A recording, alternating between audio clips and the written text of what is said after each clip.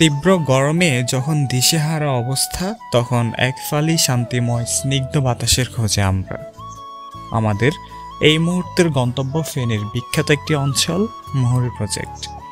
দারুণ বাতাস আর কোলাহলমুক্ত পরিবেশ প্রয়োজন হলে আপনার এই জায়গায় আসা উচিত। শান্ত নদীর মৃদু গর্জন এবং দক্ষিণা মাতাল হাওয়া আপনাকে নিমিষেই সতেজ করে তুলবে।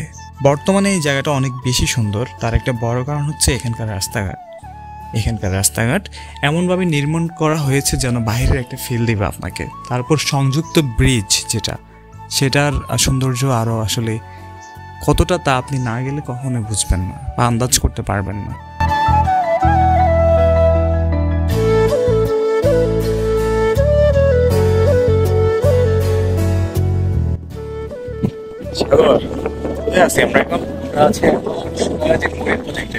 কেমন বাতাস, কেমন লাগতেছে?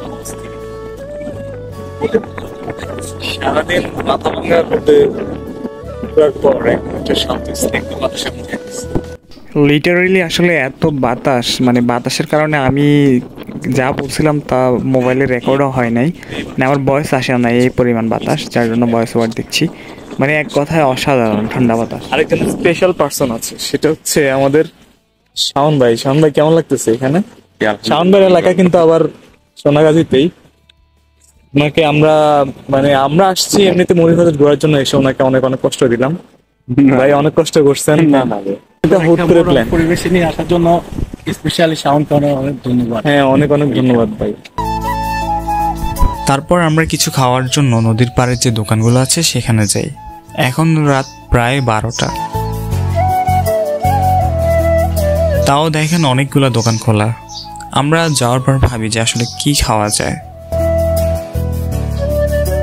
পরবর্তীতে সেখানকার দই চিড়া অর্ডার দেই। দই চিড়াটার টেস্ট ছিল একদম অসাধারণ, যেমনটা দোকানদার বলেছিল যে মামা এখানকার দই চিড়া অনেক স্পেশাল। হ্যাঁ হ্যাঁ, কেমন?